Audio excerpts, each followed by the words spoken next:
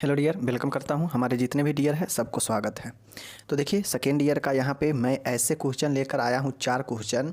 इस 4 क्वेश्चन से आपके मेडिकल सर्जिकल नर्सिंग 1 में MSN 1 या 2 में कहीं पे, क्योंकि MSN 1 का MSN 2 में भी पूछ लेता है और 2 का 1 में भी पूछ लेता है। ठीक है, तो मैं इतना ज़रूर कहूँगा कि इस वीडियो से आपका एक लॉन्ग क्वेश्चन ज़रूर फिक्स होने वाला है। ठीक है, मैं आज जो है इस वीडियो के माध्यम से आपको अस्थमा का रिवाइज कराऊंगा, जिसको दमा या ब्रोंकियल अस्थमा बोल सकते हैं। ठीक है, तो यानी अस्थमा के ऊपर दूसरा प्रश्न हम लोग लेकर आए हैं टीबी के ऊपर, तीसरा प्रश्न लेकर आए हैं अपेंडिसाइटिस के ऊपर, और चौथा और इसमें का आखिरी जो प्रश्न है, चौथा प्रश्न आप सभी के लिए वो भी बेहद महत्वपूर्ण है, जिसको आप लोग जो है देखने का प्रयास करेंगे। ठीक है, तो इस चारों क्वेश्चन से जो है हमें लगता है कि आपके एग्ज़ाम में एक न एक क्वेश्चन लॉन्ग में ज़रूर आएगा, लॉन्ग में 10 या 15 नंबर में। ठीक है, तो अच्छे से वीडियो को देखिएगा, क्योंकि चारों के चारों अपने आप में बहुत ज़्यादा महत्वपूर्ण है। समझ गए? चलिए शुरू करते हैं। पहला है, चलिए अस्थमा को देखते हैं। किसी भी क्वेश्चन को मैं अभी ही बता देता हूँ, मैं नर्सिंग प्रबंध नहीं बताऊँगा। समझ गए? नर्सिंग प्रबंध मैं इसलिए नहीं बताऊँगा कि फालतू में समय व्यर्थ करने से कोई फ़ायदा नहीं है। 40 मिनट का वीडियो होता है, उसमें कम से कम ज़्यादा से ज़्यादा क्वेश्चन देखेंगे, रिवाइज करेंगे तो फ़ायदा होगा। नर्सिंग प्रबंध में बता दिया हूँ कि हर एक बीमारी के अनुसार उसके प्रबंध, उसका देखभाल करते हैं एज ए नर्स। समझ गए? तो आपको दिमाग लगा के लिखना पड़ेगा कि किस बीमारी में क्या क्या चीज़ें समस्या हो सकता है पेशेंट को, और उसी समस्या को जो है पॉइंट में लिख देंगे और उसका देखभाल लिखते चलेंगे। ठीक है, यही चीज़ें होता है। समझ गए? चलिए इसका हम लोग डिटेल में देखते हैं। पहले जानिए अस्थमा होता क्या है। देखिए, अस्थमा श्वास नली का एक ऐसा रोग है। सबसे पहला समझिए कि अस्थमा या दमा जो है यह श्वसन नली का, समझ गए ना, कि यह श्वसन नली का एक रोग है। समझ गए?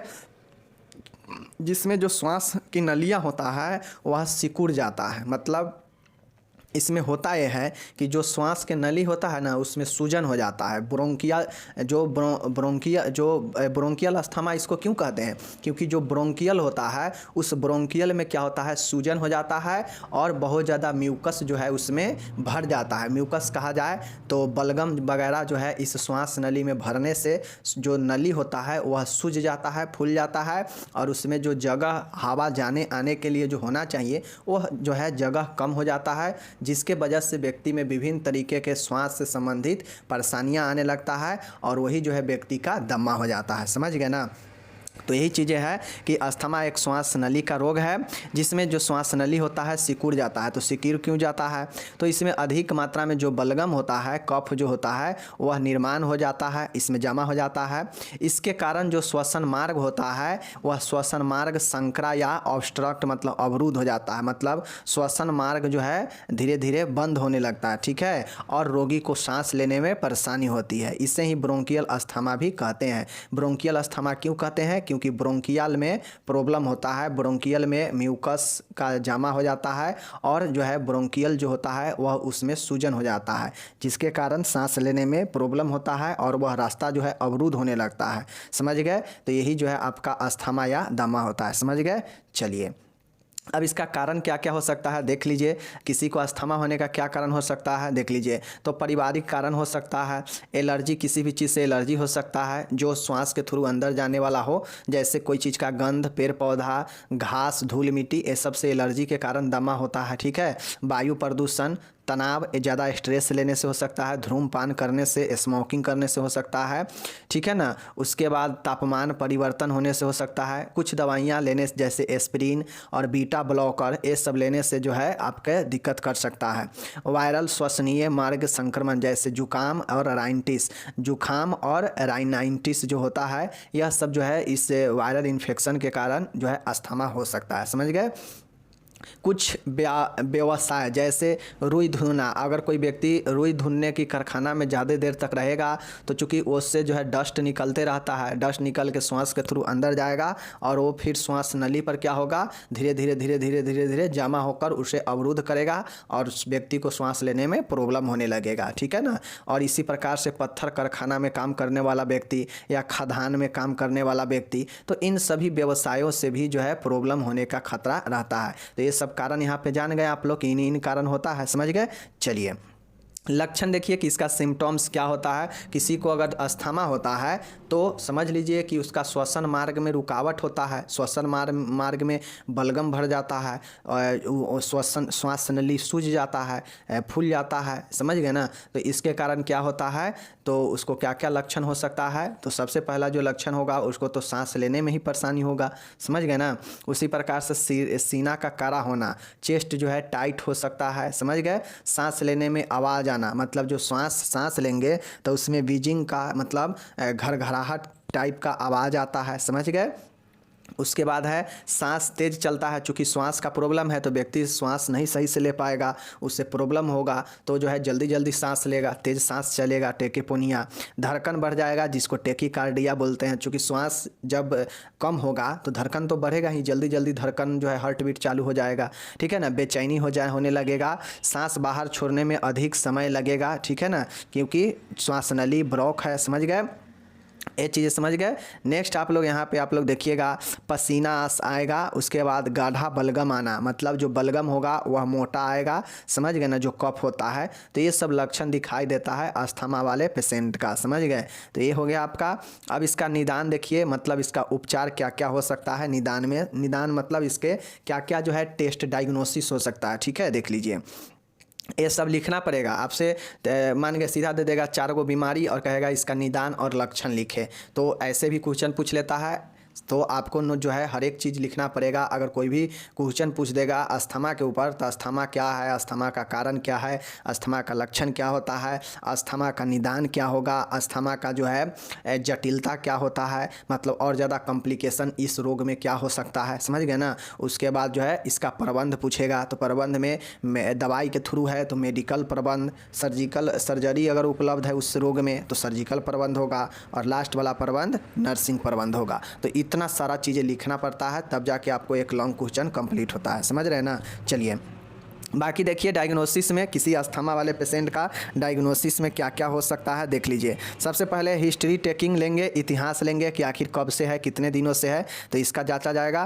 फिजिकल एग्जामिनेशन किया जाएगा। तो ये जो है आपके ना फिजिकल एग्जामिनेशन, हिस्ट्री टेकिंग, इतिवृत्ति लेना और ब्लड एग्जामिनेशन, ये 3 चीज़ें ऐसा है जो किसी भी बीमारी में आप लिख देंगे डायग्नोसिस में तो तीनों जो है चलेगा, समझ गए ना।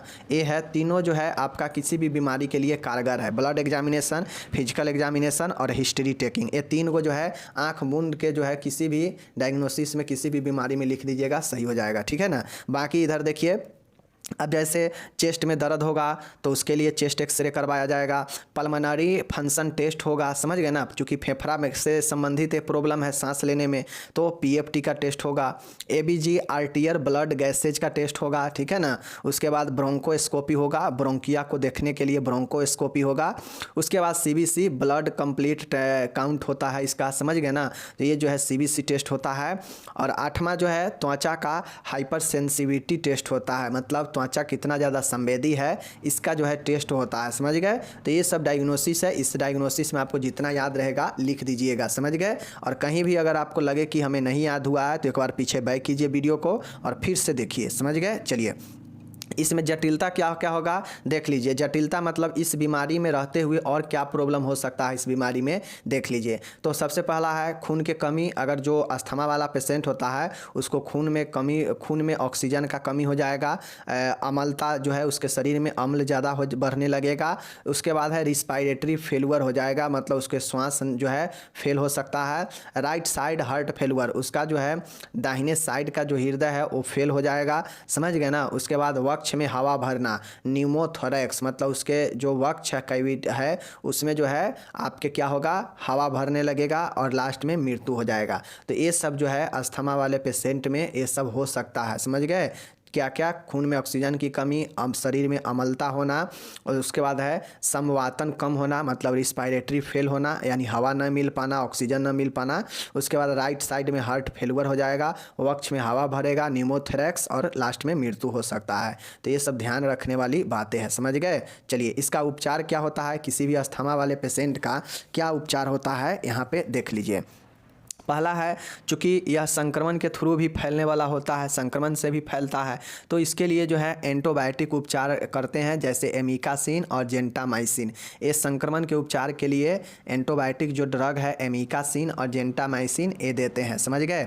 चलिए, दूसरा है नेबुलाइजर देते हैं। आप लोगों को पता है कि अगर किसी को अस्थमा होता है, दमा होता है, तो उसको जो है खींचने के लिए एक जो है मशीन टाइप से होता है और वो श्वास के थ्रू खींचता है मुँह में लगा के, तो उसमें एक गोली रखा जाता है एस्थालिन, और ये जो है नेबुलाइजेशन में दवाई रख के इसको खींचते हैं, समझ गए, जिससे राहत मिलता है। ये इसका उपयोग होता है।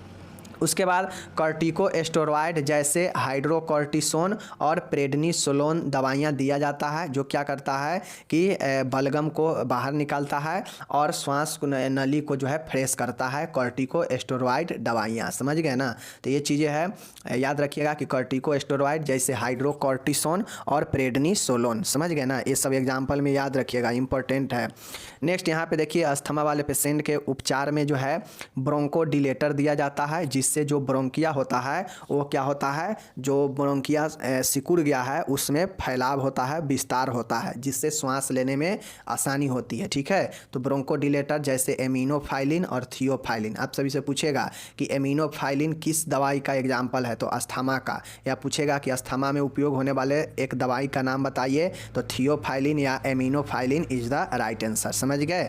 चलिए, नेक्स्ट यहाँ पे आप लोग देखिएगा, नेक्स्ट क्वेश्चन है कि एंटी कोलिनर्जिक दवाइयाँ, एंटी कोलिनर्जिक दवाइयाँ जैसे इप्रोटोपियम ब्रोमाइड देते हैं, समझ गए ना। तो ये कुल 5, और छठा है नम ओ थेरेपी देते हैं, जिसको ऑक्सीजन की कमी होगा उसको ओ थेरेपी देते हैं। तो ये कुल 6 पॉइंट याद रखिएगा कि एंटीबायोटिक देंगे, कॉर्टिकोस्टेरॉइड देंगे, ठीक है ना, ब्रोंकोडिलेटर देंगे, समझ गए, और एंटी कोलिनर्जिक देंगे और ओ थेरेपी देंगे, समझ गए। तो ये सब ब्रोंकोडिलेटर देंगे, ये सब याद रखिएगा। बाकी जो है आप लोग 1-2 बार प्रैक्टिस कीजिएगा, याद हो जाएगा। तो अस्थमा यहाँ पे समाप्त होता है। और ये तो हो गया आपका उपचार में, ये हो गया मेडिकल उपचार, चिकित्सीय उपचार। लास्ट में आपको एक लिखना पड़ेगा नर्सिंग प्रबंध, सभी रोग में नर्सिंग प्रबंध लिखना पड़ेगा। मैं यहाँ पे नहीं लिखा हूँ क्योंकि मैं कितना बताऊँ एक ही चीज़ को, ठीक है ना। तो नर्सिंग प्रबंध इसमें जितना आपसे लिखा हो पाएगा अस्थमा वाले पेशेंट के लिए लिख दीजिएगा, ठीक है। चलिए, नेक्स्ट यहाँ पे देखिएगा, क्षय रोग तथा तपेदिक, क्षय रोग के बारे में यानी टीबी के बारे में। टीबी क्वेश्चन पूछेगा, कहेगा कि सीधे टीबी क्या है, टीबी के लक्षण उपचार सब चीज़ बताइए, या एक पूछेगा पीटीबी क्या होता है, पीटीबी क्या है, पल्मोनरी ट्यूबरकुलोसिस, समझ गए ना। पीटीबी या टीबी वही होता है, समझ गए। चलिए, अब यहाँ पे हम लोग देखने का प्रयास करते हैं। देखिए, टीबी क्या होता है, तो आप लोग को पता होना चाहिए, टीबी एक संक्रामक रोग है जो जीवाणुओं द्वारा फैलने वाला रोग है, समझ गए ना। जो किस जीवाणु द्वारा फैलता है, तो माइकोबैक्टीरियम ट्यूबरकुलोसिस के कारण फैलता है, समझ गए ना। और यह जो है व्यक्ति के मुख्य रूप से फेफड़े को प्रभावित करता है, समझ गए ना। जिसको जो है अगर टीबी आप नहीं चेक कराया, किसी को टीबी अगर बहुत ज़्यादा ग्रसित कर लिया है, तो धीरे धीरे उसके पूरे लंग्स को ही क्या करेगा, ख़त्म कर देगा। तो टीबी बहुत खतरनाक होता है। जिसको टीबी पकड़ता है ना, उसके एक्सरे में वाइट उसके जो फेफड़ा होता है, उस फेफड़ा साइड से वाइट होने लगता है, समझ गए ना। तो यही जो है व्यक्ति में होता है टीबी, समझ गए। टीबी के बारे में समझ गए कि टीबी तपेदिक जो होता है यह एक संक्रामक रोग है जो माइकोबैक्टीरियम ट्यूबरकुलोसिस जीवाणु द्वारा फैलता है, समझ गए, एवं मुख्य रूप से व्यक्ति के फेफड़ों को प्रभावित करता है, लंग्स को प्रभावित करता है, समझ गए। जिससे अब आप लोग जानिए कि अगर लंग्स को प्रभावित करेगा तो व्यक्ति में क्या क्या हो सकता है, समझिए आप लोग। चलिए, इसका कारण हम लोग देखते हैं कि किस कारण से होता है टीबी, कौन कौन से कारण से, ठीक है। पहला है माइकोबैक्टीरियम ट्यूबरकुलोसिस, एक तो बैक्टीरिया इसका हो ही गया कारण, समझ गए ना। नेक्स्ट है गरीबी, गरीबी मतलब अगर अच्छा से भोजन नहीं लेंगे कुपोषण होगा और जो है आदमी के अंदर बैक्टीरिया प्रवेश कर जाता है, ठीक है, कुपोषण भी है। साक्षरता में कमी, लैक ऑफ एजुकेशन की कमी होगी तो जो है आपको विभिन्न प्रकार से प्रॉब्लम को सामना करना ही पड़ेगा।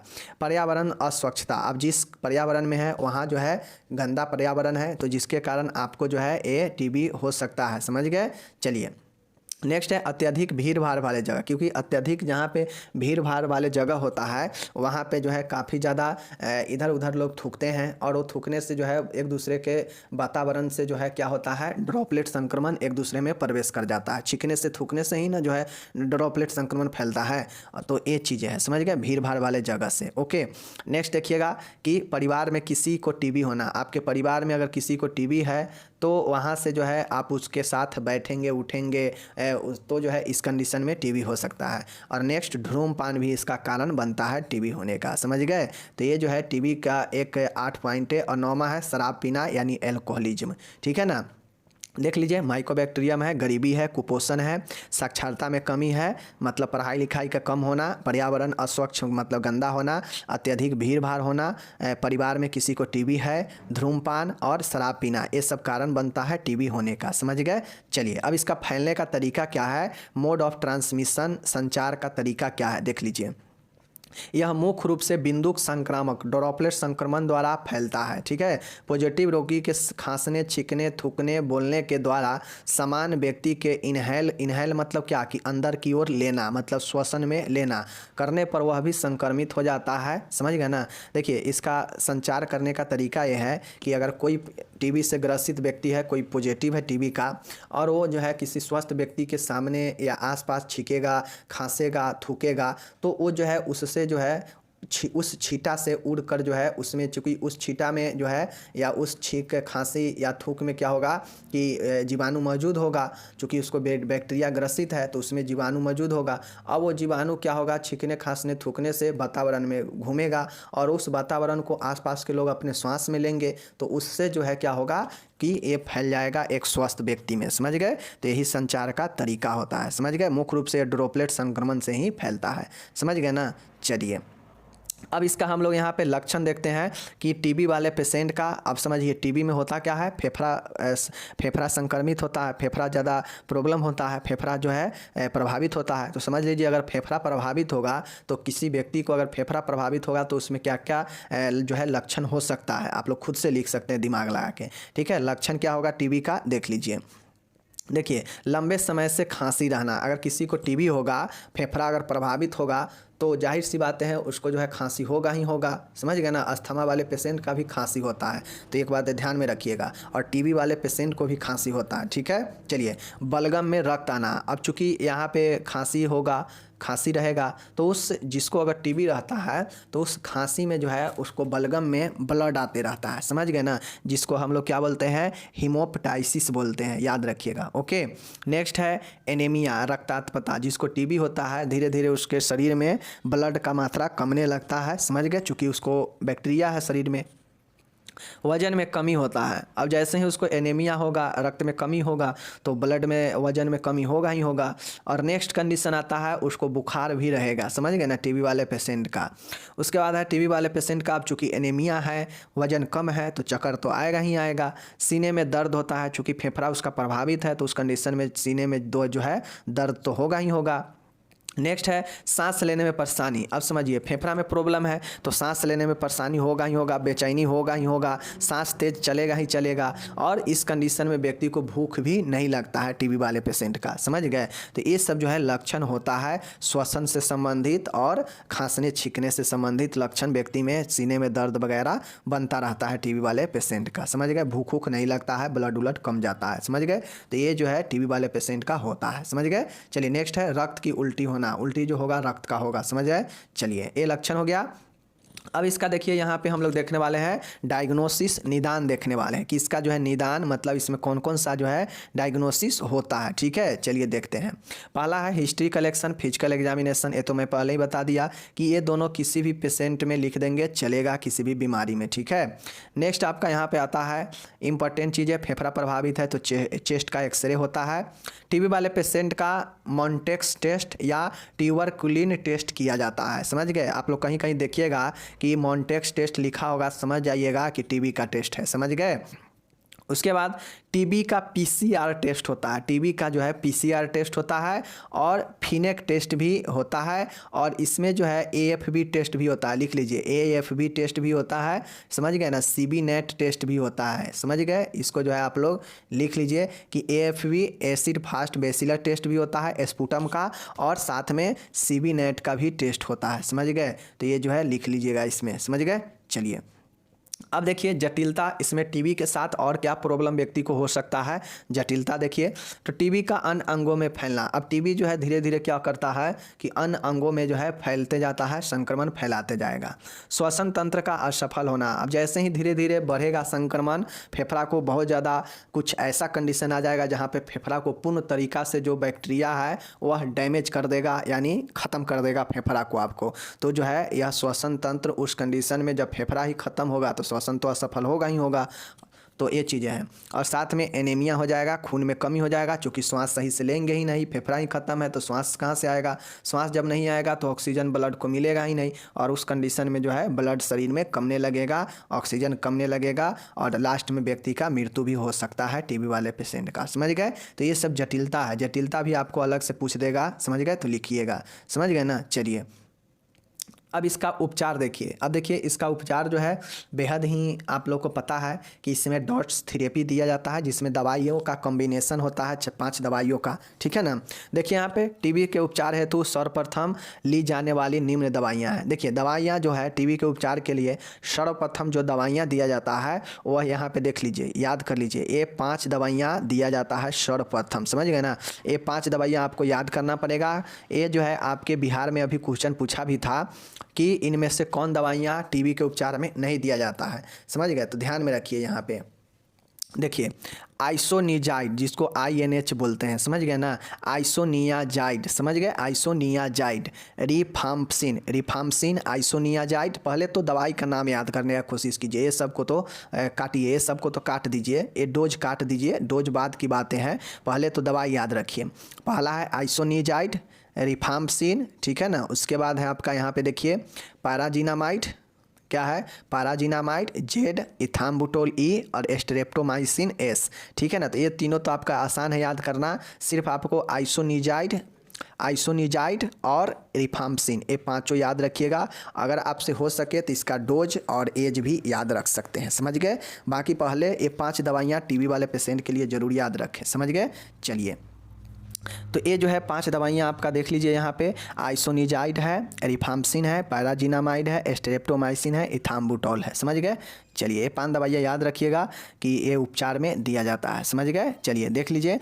और आप जब ये दवाई याद हो जाएगा कन्फर्म, तो फिर जो है आप यहाँ पे देख लीजिए इसका डोज याद कर लीजिएगा। ठीक है कि आइसोनियाजाइड वयस्क के लिए 600 mg, ठीक है ना, और बच्चे के लिए 10 से 15 प्रति kg mg में। समझ गए।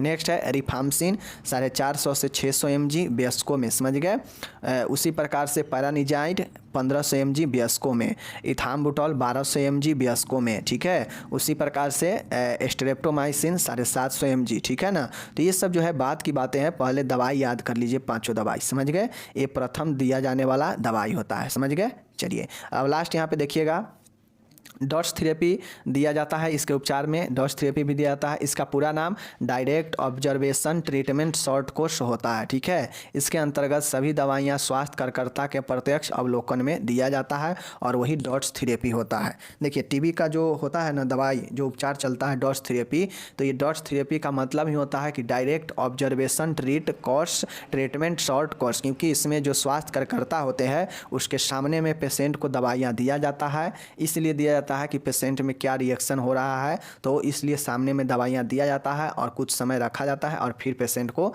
छोड़ा जाता है। समझ गए। ये चीज़ें हैं। और उल्टा पुल्टा ना खाए दवाएं, इसलिए भी। साथ में नेक्स्ट है कि टीबी को रोकने हेतु सभी नवजात शिशुओं को BCG का टीका अवश्य लगवाना चाहिए। तो ये सब जो है 7 पॉइंट आप लोग याद रखिएगा। ठीक है। चलिए यहाँ पे हो गया अब आपका। चलिए ख़त्म हो गया। नेक्स्ट प्रश्न आता है इंटेस्टाइनल ऑब्स्ट्रक्शन। इंटेस्टाइनल ऑब्स्ट्रक्शन के मतलब क्या होता है आप लोग को पता है। इंटेस्टाइनल मतलब क्या होता है? आंत, और ऑब्स्ट्रक्शन मतलब अवरोध, मतलब रोकना। समझ गए, रुकावट। चलिए देख लेते हैं इंटेस्टाइनल ऑब्स्ट्रक्शन क्या होता है, मतलब आंतरीय अवरोध क्या है। देख लीजिए यह एक असामान्य स्थिति है। देखिए सीधी सी बातें हैं। आंतरीय अवरोध मतलब आंत में अवरोध आ रहा है, तो जब अवरोध आ रहा है, रुकावट आ रहा है, तो कहीं ना कहीं यह नॉर्मल से हट के है, असामान्य स्थिति है। समझ गए ना। वही चीज़ें है। इसमें आंतरीय मार्ग मतलब जो इसमें आंत के जो मार्ग है उसमें आंशिक या पूर्णतः जो है बंद हो जाता है। मतलब इसमें जो आंत के जो मार्ग है, जो रास्ता है, वह जो है आंशिक रूप से या पूर्ण रूप से उसमें रुकावट, बाधा या वो बंद हो जाता है। समझ गए? यही तो आपका ऑब्स्ट्रक्शन होता है ना। ऑब्स्ट्रक्शन का मतलब ही होता है कि अवरुद्ध हो जाना, मतलब रुकावट आ जाना, रुक जाना। समझ गए ना? और रुकता कहाँ है? तो आंतीय मार्ग जो है उसमें रुकावट आ जाता है, जिससे होता यह है कि जो पचा हुआ भोजन होता है वह पचा हुआ भोजन जो है आगे नहीं जा पाता है, जिसके कारण जो है भोजन जो है बैक आता है, मतलब रिफ्लेक्ट करता है, और वह जो है भोजन के रास्ता जहाँ से आया है वहीं पे उल्टी वगैरह होने लगता है। तो आंतरीय अवरोध यही होता है। ठीक है। एवं पाचन पदार्थ प्रवाह जो है अवरुद्ध हो जाता है। एवं जो पाचन पदार्थ है पचने के लिए उस पदार्थ के प्रवाह में आगे नहीं जा पाता है, चूँकि उसके रास्ता को ब्लॉक कर दिया है, अवरुद्ध कर दिया है आंत में कहीं ना कहीं। तो इस कंडीशन में ही जो है ये अवरुद्ध हो जाता है। जैसे देख लीजिए, आपका ऐसे ऐसे ये आंत है, समझ गए? ऐसे ऐसे ये आंत है, समझ गए ना? अब मानिए ऐसे आगे जाना चाहिए, अब यहाँ पे आके ये बहुत ज़्यादा संकीर्ण हो गया, ऊपर से भी हो गया, ऊपर से भी, यहाँ पे इतना ना संकीर्ण हो गया कि यह यहाँ पे अवरुद्ध हो गया, और फिर जो है यहाँ से आगे शुरू है, फिर यहाँ से आगे शुरू है, तो यहाँ पे तो ये ब्लॉक हो गया। अब इधर का जो पचा हुआ पदार्थ है वो इधर नहीं आ पाएगा, यानी इस पचे हुए पदार्थ में अवरुद्ध होने के कारण अवरुद्ध क्यों हो गया है? क्योंकि यह जो है ऑब्स्ट्रक्ट हो गया है, इंटेस्टाइनल ऑब्स्ट्रक्ट हो गया है। समझ गए चीज़ को? चलिए अब यहाँ पे देखिए इसका कारण क्या हो सकता है।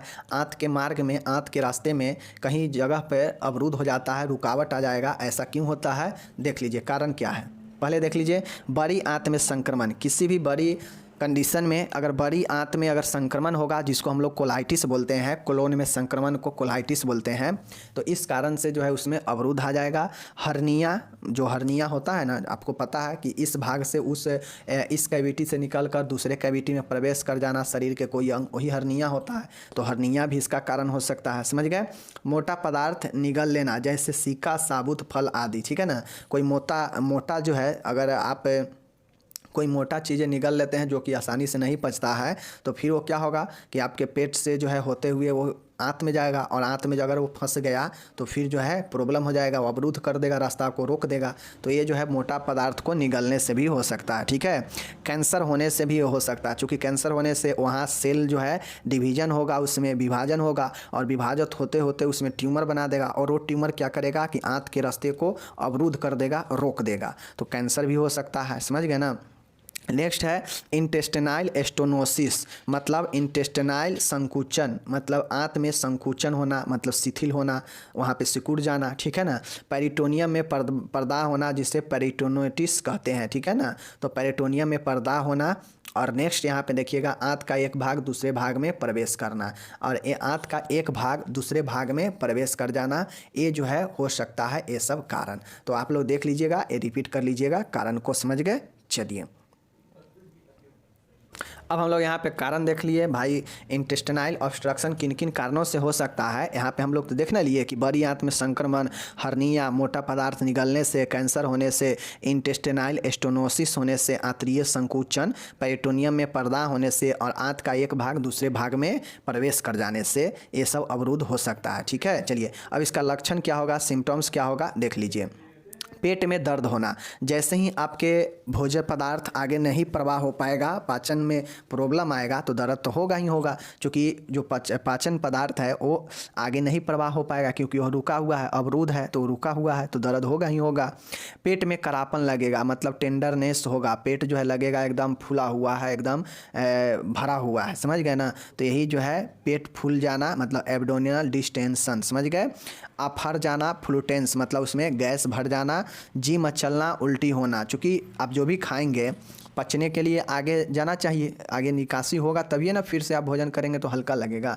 तो जो भोजन किए लेकिन पेट आंत में जो है आगे जाने ही नहीं दे रहा, क्योंकि आंत जो है रास्ता रुका हुआ है, रास्ता पर जो है रुकावट हो चुका है आंत के, तो जो है उस कारण से तो आपको गैस बनेगा ही बनेगा, पेट फूलेगा ही फूलेगा, पेट में करापन लगेगा, दर्द होगा ही होगा, जी मचलेगा ही, उल्टी होगा ही होगा। तो ये सब जो है होता है। समझ गए? ये सब लक्षण समझ गए चीज़ को? चलिए नेक्स्ट और देखिए, मल त्याग न करना। अब चूंकि मल त्याग कैसे करेंगे, क्योंकि मल जो है मल निकलने देगा भोज्य पदार्थ को बाहर, जो पचा हुआ भोजन है उसको निकलने देगा तब ना मल होगा। लेकिन आंत जो है वहाँ पे अवरुद्ध किया है, उसको रोका हुआ है, तो कैसे बाहर निकलेगा। तो मल ना त्याग हो पाएगा, कब्ज बनेगा, धड़कन बढ़ जाएगा, क्योंकि जैसे ही आपके डाइजेशन प्रॉब्लम में होगा तो आपका जो है धड़कन बढ़ेगा ही बढ़ेगा। वजन घटने लगेगा, चूँकि आपका जो आंत है उसका अब्सॉर्प्शन करेगा ही ना करेगा, आप भोजन करेंगे ही नहीं करेंगे, क्योंकि पहले का ही भोजन जो है शरीर में पूरा फूला हुआ है, एकदम लगा हुआ है, अकड़ रहा है। तो इस कंडीशन में भोजन आप नया कोई करेंगे नहीं तो आपके शरीर में जो है वेट लॉस होगा ही होगा।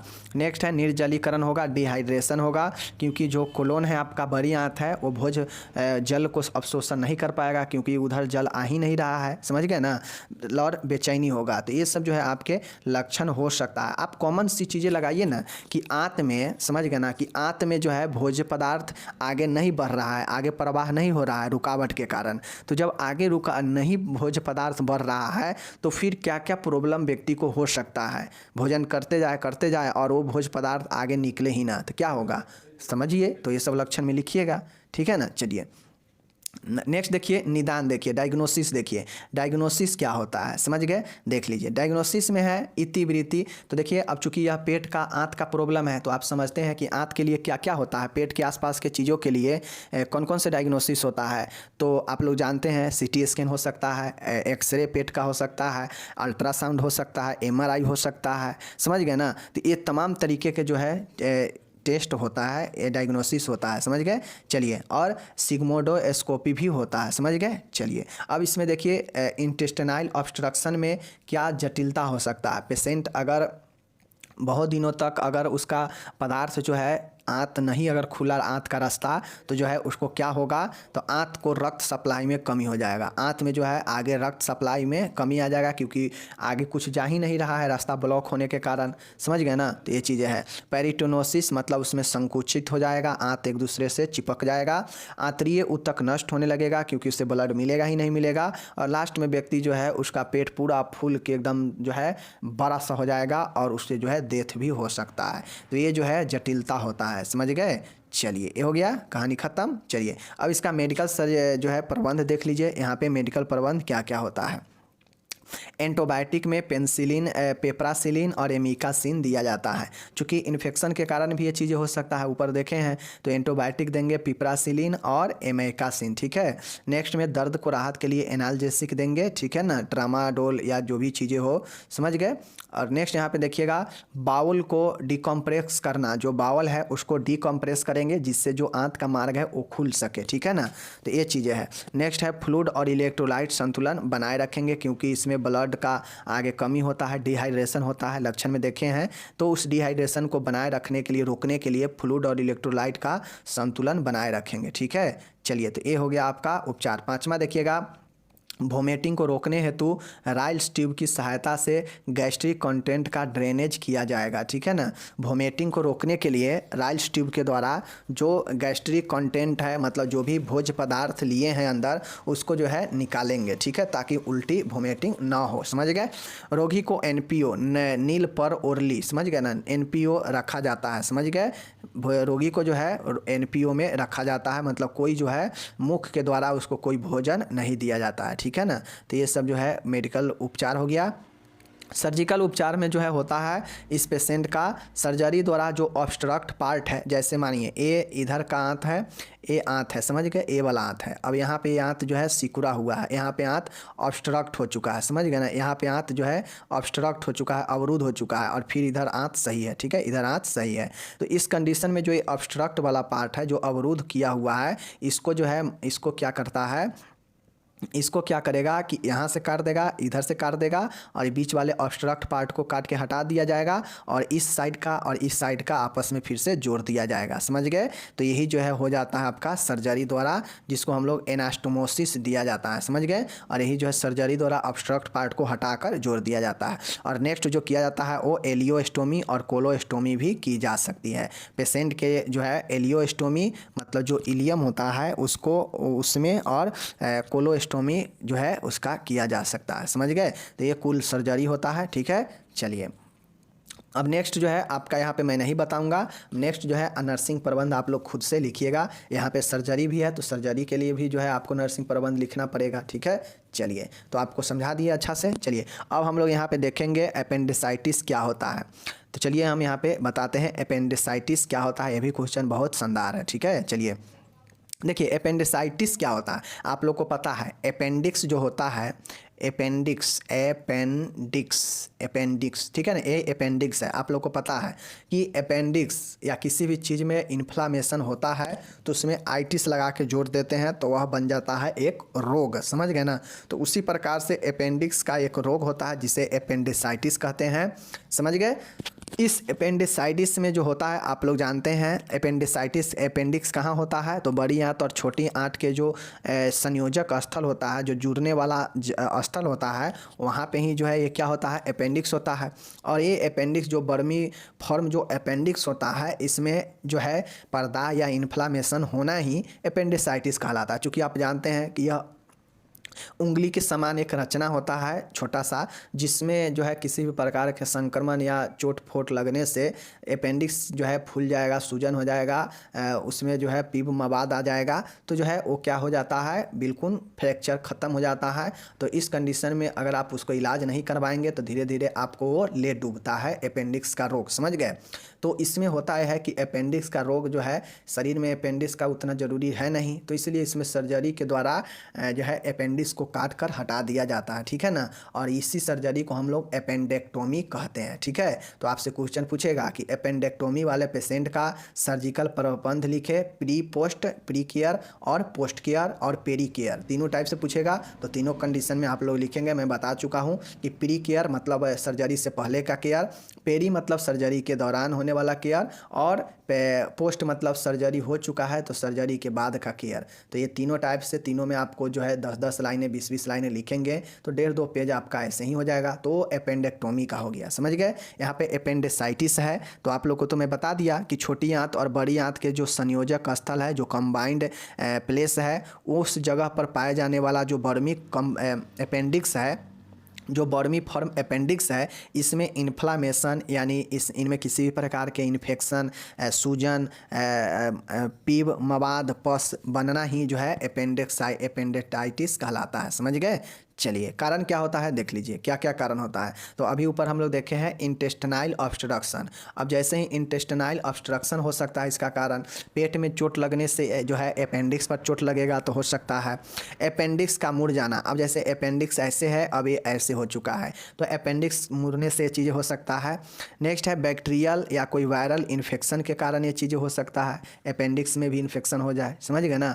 बेरियम का सेवन, अगर अत्यधिक बेरियम का सेवन करते हैं तो उस कंडीशन होगा, या कोई ट्यूमर जो है अपेंडिक्स में कोई ट्यूमर होने से जो है ये अपेंडिसाइटिस हो सकता है। तो ये सब कारण बनता है, समझ गए चीज़ को। चलिए लक्षण क्या होता है देख लीजिए। अगर आपको किसी का अपेंडिक्स होगा तो उसमें क्या क्या लक्षण होगा। आप लोग जानते हैं ना कि आंत से लगा हुआ अपेंडिक्स होता है, तो अगर इस अपेंडिक्स में किसी भी प्रकार के चोट फोट या कोई भी प्रकार के घाव वगैरह अगर अपेंडिक्स में बनेगा तो आप लोग को पता है कि वह आंत से लगा हुआ है, तो आपको तो दर्द होगा ही होगा, ब्लडिंग भी होगा वहाँ से, समझ गए ना। तो विभिन्न प्रकार की चीज़ें होगा। तो नाभि के चारों ओर दर्द होगा, पेट में दाईं तरफ निचले भाग में दर्द होगा, क्योंकि इसी पेट के दाईं तरफ राइट साइड में निचले तरफ जो है ये होता है अपेंडिक्स, समझ गए।